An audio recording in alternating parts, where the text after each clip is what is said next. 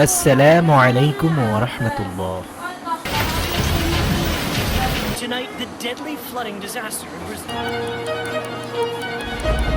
ইবনে মাজার 4072 নম্বর হাদিস অনুযায়ী দাজ্জাল পৃথিবীর আবহাওয়া নিয়ন্ত্রণ করবে।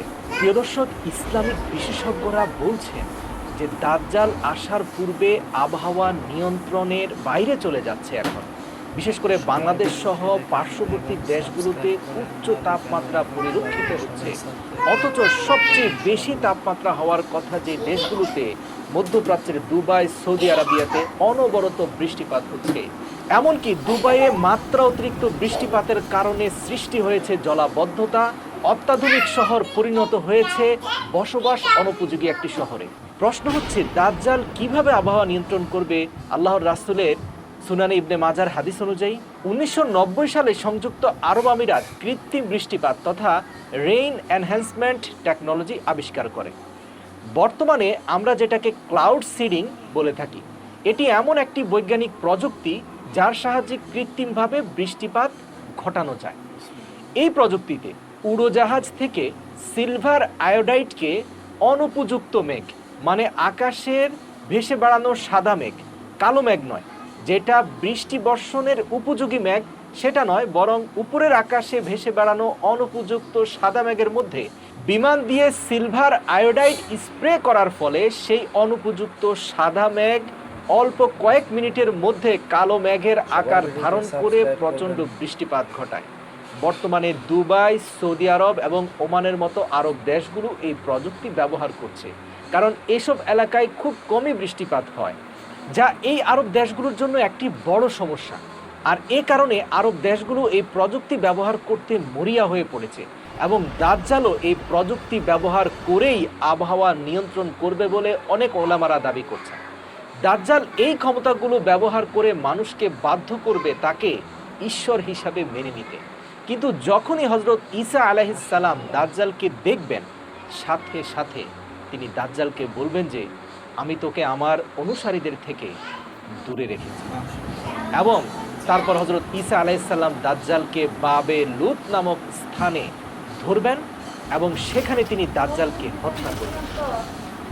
প্রিয় দর্শক, বর্তমানে ইসরায়েল এই বাবে লুত নামক স্থানে একটি বিমানবন্দর তৈরি করেছে এবং সম্ভবত দাজ্জাল সেখান থেকে বিমানে চড়ে পালানোর চেষ্টা করবে এবং হযরত ঈসা আলাইহিস সালাম সেখানেই তাকে হত্যা করবে। দাজ্জালের মৃত্যুর পর মুসলিম ও ইয়াহুদীদের মধ্যে একটি যুদ্ধ সংঘটিত হবে। রাসূল সাল্লাল্লাহু আলাইহি ওয়াসাল্লাম বলেছেন, সেই সময় যদি কোনো ইয়াহুদী কোনো পাথরের আড়ালেও লুকিয়ে থাকে, সেই পাথরটিও বলবে যে হে মুসলিম, আমার পেছনে একজন ইয়াহুদী লুকিয়ে আছে, এসো তাকে ধরে নিয়ে যাও। কেবলমাত্র গারকত গাছ ব্যতীত একমাত্র এই গারকত গাছই তখন ইয়াহুদীদেরকে আশ্রয় দিবে, কারণ এটি ইয়াহুদীদের বৃক্ষ যা ইসরায়েলে প্রচুর পরিমাণে পাওয়া যায়। এর কিছুকাল পর ইমাম মাহদী ইন্তেকাল করবেন। নবী করিম সাল্লাল্লাহু আলাইহি সাল্লাম বলেছেন, ইমাম মাহদী তোমাদের মধ্যে মাত্র 7 বা 8 বছর থাকবেন। এ বিষয়ে ইমাম বাকির রহমাতুল্লাহ বলেন, যখন ইমাম মাহদী আবির্ভূত হবেন তখন আল্লাহ তাআলা এই মহাবিশ্বের ঘূর্ণয়ন এর গতিকে কমিয়ে দিবেন, যার কারণে সময় তখন ধীরে চলবে। আর এভাবে মাত্র 7 বছরে ইমাম মাহদী সমগ্র বিশ্ব জয় করবেন। অতঃপর হযরত ঈসা আলাইহিস সালাম পবিত্র কোরআনের বিধান অনুযায়ী পুরো বিশ্বে এক শান্তির শাসন জারি করবেন, যেখানে থাকবে ন্যায় বিচার, মানুষের মধ্যে বিরাজ করবে সহমর্মিতা এবং মানবতা। তিনি ফয়সালা করবেন কোরআনের উপর ভিত্তি করে। এছাড়াও তিনি শুকরদেরকে হত্যা করবেন এবং পৃথিবী থেকে ট্যাক্স উঠিয়ে দিবেন। এরপর তার বিদায়ের পরে পৃথিবীতে আবির্ভূত হবে ইয়াজুজ এবং মাজুজ। সবাই ভিডিওটি সাবস্ক্রাইব করবেন। প্রিয় দর্শক, ভিডিওর শুরুতে আমি বলেছিলাম যে মরুর দেশ সৌদি আরব, এমনকি দুবাইয়ে ভয়ঙ্কর মাত্রায় বৃষ্টিপাত হচ্ছে। প্রবল বৃষ্টিপাত, ঝড় আর বন্যার কারণে যোগাযোগ ব্যবস্থা ভেঙে পড়েছে। বন্ধ ঘোষণা করা হয়েছে শিক্ষা প্রতিষ্ঠান। পাকিস্তান, আফগানিস্তানেও ভারী বৃষ্টিপাতে ইতিমধ্যে অন্তত 100 জনের মৃত্যু হয়েছে, ভেসে গেছে অনেক বাড়িঘর।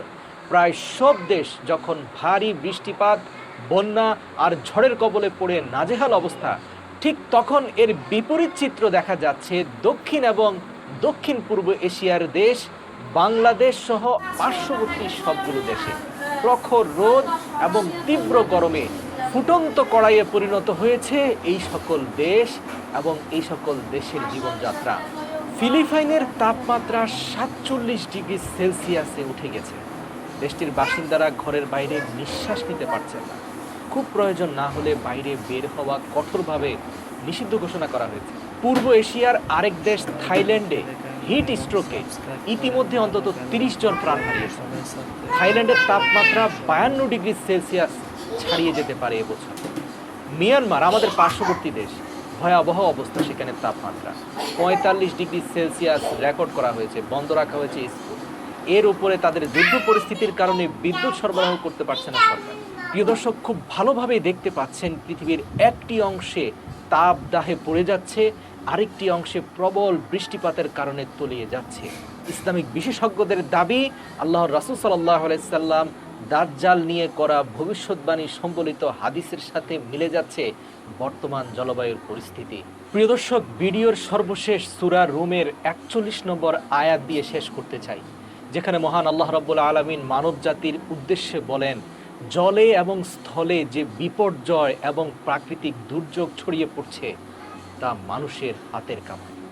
আল্লাহ রাব্বুল আলামিন আমাদেরকে সিরাতাল মুস্তাকিমের পথে পরিচালিত করুন। আমিন।